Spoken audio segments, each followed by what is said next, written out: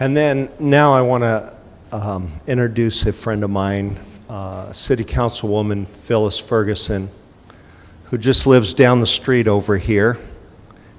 And I don't know, a couple blocks away from me. She keeps an eye on making sure I'm in line. There are various people that have a tremendous heart for people in the north end of Springfield. But I've seen Phyllis at various times with tears in her eyes talk about her people and the desire she has that everyone in this whole north end, but also in our whole city, but this whole Zone 1 area really thrive. And so I'd like to introduce to you Phylliss Ferguson, City Councilwoman, Zone 1.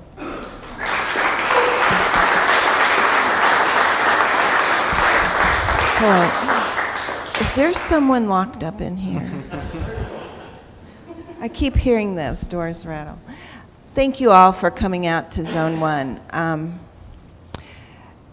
As Russ said, you can't be over here and survive without having a heart for what we're doing.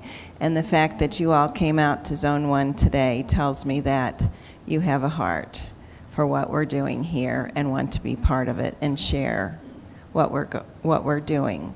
Well, I try to think about, what am I going to say today? I know a lot of you. I've seen you all working in our neighborhoods. I've worked beside a lot of you.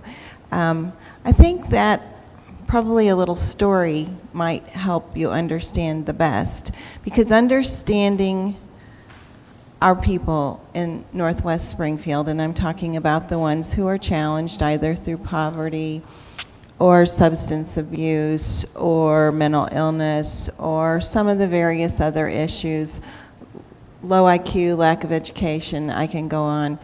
Really understanding what their lives are about on a day-to-day basis is what's going to make you able to get through to them. A few weeks ago, I was in Walmart. I mean, it's the magnet over here.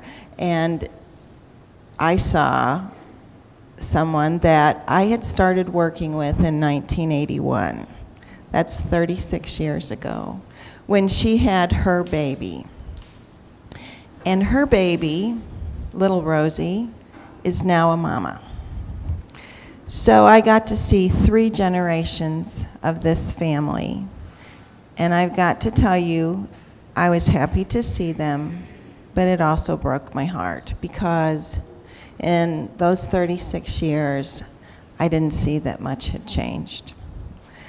And I think, we're beating our head against the wall, and are we really getting a movement forward? Well, I know we are.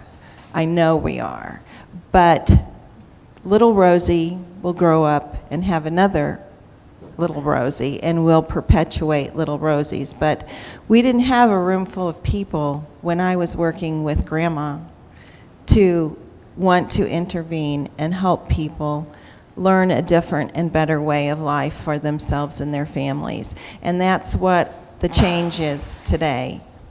I think I'll be around in 20 years. But when I see Generation 4 in Walmart, there will be a difference, and it will be because of people like you. So I can only ask you to go into our neighborhoods. Just real quick, how many of you live in Zone 1? Good. There are probably 6 people who just raised their hands. For the other 44, take a Sunday afternoon, take a Tuesday evening, and spend 2 hours driving through the neighborhoods in Zone 1. See what our folks live with. Look at the housing conditions. Look at the cars that look like they're held together with duct tape and baling wire. Look at people, let's go back to Rosie's family, generations of unemployment and poverty, substance abuse, lack of education, low IQ, and that's what you're going to see. But when you come to the school to work, and I've been in this school for various reasons, This is the neutral ground. This is where people come, and I promise you, these little children that you're going to work with through the schools, they still have dreams. They have not lost the ability, or they haven't realized that they can't have the same dreams that the kids on the other side of town or the kids they see on TV have. And that's what my challenge is to you today. Help them realize their dreams before they lose them. Thank you.